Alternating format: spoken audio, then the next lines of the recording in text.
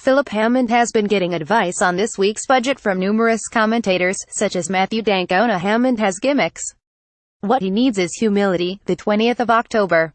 Can I suggest that even at this late moment there is a book that the chancellor should consult? Benjamin Disraeli's Sybil. Although today's circumstances differ from 1845, the essentials are not too different. Then there was a numerous, discontented working class struggling to survive on low wages and living in poor housing. Today the numerous members of the precariat and the just managing suffer the same plight. Disraeli realized that this discontented group could be won to the Tory cause. The policies of one nation Toryism created the working class Tory, who enabled the Conservatives to become the natural party of government. While the right-wing populism of Brexit has won many working-class voters to the Tory cause, once the negative impact of Brexit hits the country, this support could evaporate. If Hammond wants to lead the Conservative Party, he must produce a radical Disraeli-like budget that will appeal to the losers in society.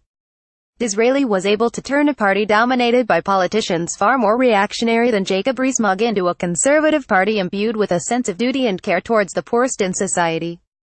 Derek Jode leads. Read the letter from Joseph Stiglitz and others. The Chancellor must end austerity now. The 20th of November. The Chancellor should also note that controlled rage is the only rational response to the Paradise Papers' revelations that billions of pounds are shipped out of the UK tax-free to tax havens at the same time that councils are enforcing council tax arrears, plus court costs and bailiff fees, against the lowest UK incomes.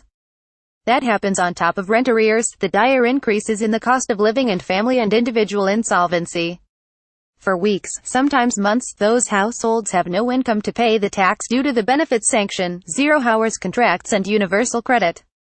Their housing benefit has been cut by the overall benefit cap, by the bedroom tax and by the local housing allowance, while rents increase.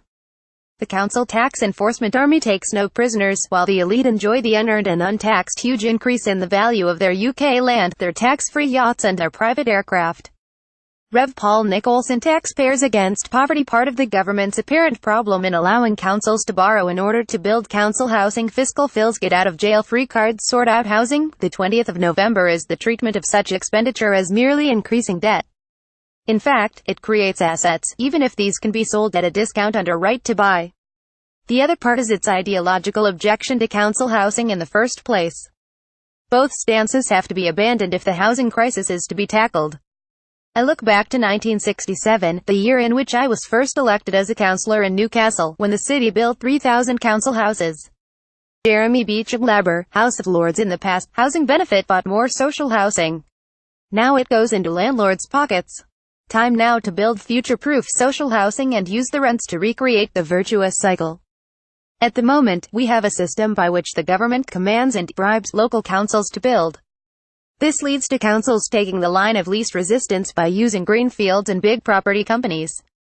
Here in High Peak, a development of 107 houses on beautiful green fields rewards the council with almost £500,000 of government money. The town is already gridlocked. Primary schools suffer increased pollution and the amenity loss is huge. Ancient trees, bats, owls, insects, deer, etc. The houses are mostly 3 to 4 bedroom, of the type that maximize developers' profit, with a few affordable homes tagged on. The houses are not passive house. So, more houses are built but they leave a toxic legacy. Can we build housing that meets the current needs of local communities and does not jeopardize the future? Laurie Marchington. Whaley Bridge, High Peak, Derbyshire. There are no unemployed in UK, says Hammond. Video. Nobody has a shorthand typist anymore, the Chancellor says. Hammond detached from reality, over no unemployed. Gaff, the 20th of November. Note the has, not is. This is very revealing about where Phillip Hammond sees his place in the world. It reminds me of the Lady Chatterley's Lover Trial. Is it a book that you would even wish your wife or your servants to read? Andrea Royce Ruddington, Nottinghamshire. Phillip Hammond correctly observed that 20 years ago we were worried about what would happen to 1 million shorthand typists in Britain as the personal computer took over. He need go no further than Zimbabwe to see how an ambitious and flexible typist can demonstrate those splendid Tory virtues, better themselves, and give the best possible start to their children. You're an example to us all. Grace McGawby. Bill Bradbury Bolton, Greater Manchester.